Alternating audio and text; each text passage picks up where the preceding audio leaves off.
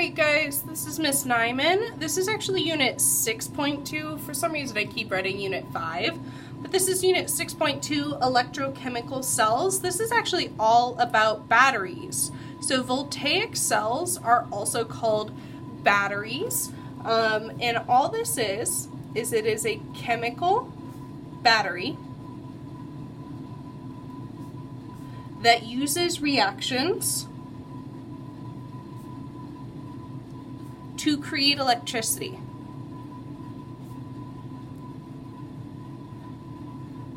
So what we're going to be doing is we're going to go through and talk about how do batteries work, where do they get their electricity from, and then next class we're going to do a couple of labs, and you will have a quiz on Friday that covers this information. So if you need help after the lab on Thursday, come into Access and let me know. Okay, the cathode, I'm going to label all of the parts of this before I really describe what's going to happen in here. The cathode is going to be the positive end of the battery. You know how batteries have two sides or two terminals? There's a positive side and a negative side. Well, the positive side of the battery is called the cathode. Cat ions, kitty cats have paws, positively charged there. And this is where reduction happens. Location of reduction. At the anode, that's the negative end of the battery.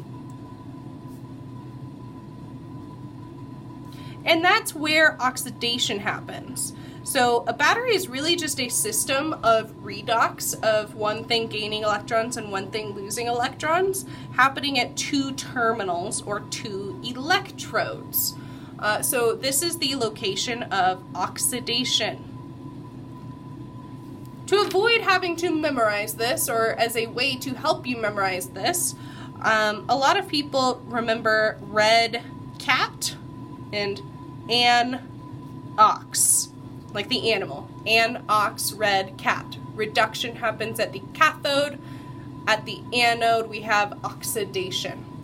And remember that electricity is really a flow of electrons.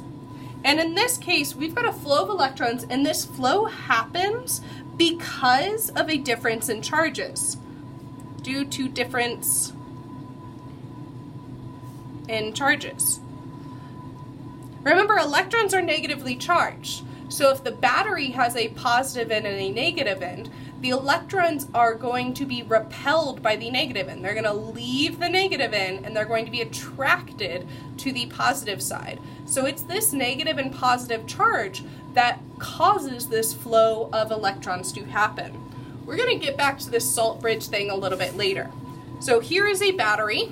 Inside this battery, I'm going to have zinc here, and I'm going to have copper here. So these are actually little metal bars. This is your electrode. So these metal bars are your electrodes. So this is the zinc electrode. This is the copper electrode. Now, in this beaker, I also have some zinc solution. Some sort of zinc aqueous solution. So let's just throw in some zinc chloride. It doesn't have to be zinc chloride. It could be any sort of solution as long as it contains zinc ions. We need zinc ions in there. Over here, we need some sort of copper solution. And I'm going to use copper chloride as well. CuCl2. So we've got some sort of copper solution over here, and it has to have copper ions in there. So we've got copper solid inside the copper solution, zinc solid inside the zinc solution. So what we're going to do next is we need to figure out which one of these is going to be the cathode, where reduction happens, and which one is going to be the anode. The way we're going to do that is by looking at our activity series. If you look at the activity series, zinc is actually higher up. So it's higher on the activity series. And what that means is that zinc is better at reacting than copper. Now, both zinc and copper are metals. Metals prefer to lose electrons when they react. But one of these things needs to lose electrons, oxidize, and the other one needs to gain electrons, reduce. Since zinc is better at losing electrons than copper, zinc is going to be the oxidized element. It's going to be the anode. So zinc has a higher activity on the activity series. That means that it is better at losing electrons. And that means that it will be oxidized. I can't spell and talk. Oxidized. And up here in my definition, we said that oxidation happens at the anode. So that must mean that this is the anode and that it has a negative charge.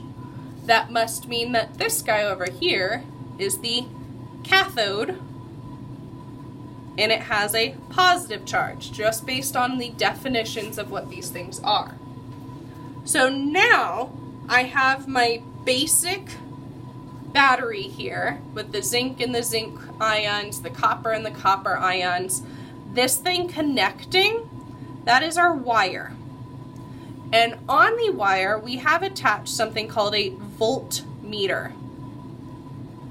It measures volts. It measures the charge. So this little circle thing here, that's just a voltmeter. We're going to use one in our lab next class. Okay, so let's write our half reactions and let's actually see what happens here. We know that zinc is going to be oxidized. I'm going to highlight this in green. So if zinc is oxidized, it's going to lose electrons. We are going to start off with this zinc solid. And then the zinc is going to lose electrons to form more zinc ions plus 2 electrons. Let's think about where those things belong though. So if we are using the zinc solid to make something else, that means that the mass of this zinc is going to go down. So we will actually be able to see the mass decreasing. Or I guess depending on how much mass is being lost, we might have to use a scale to actually measure that. The zinc ions are in solution. Remember, ions are aqueous. So this is in solution. And it says that we're making more. So we are making more ions. That means that the concentration of zinc ions is increasing. So the concentration of the ions is going up. The amount of zinc atoms is going down. The electrons are being lost, and the electrons are going up through the wire. So I'm going to highlight these, also in green. And just to show what's happening with the electrode, remember zinc solid is becoming zinc ions. We are making more zinc ions here.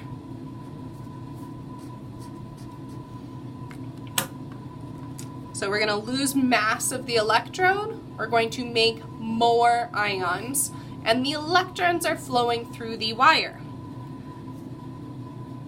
I know it's going to be 2 electrons flowing through the wire because zinc has a +2 charge. So now these electrons are going to go up through the wire. I'm going to highlight them yellow now. And they are going to continue on until they get to the cathode.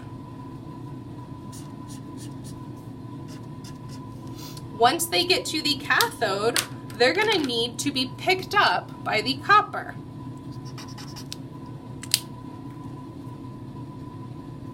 So my 2 electrons are going down to the copper. Over here, we're going to have copper being reduced.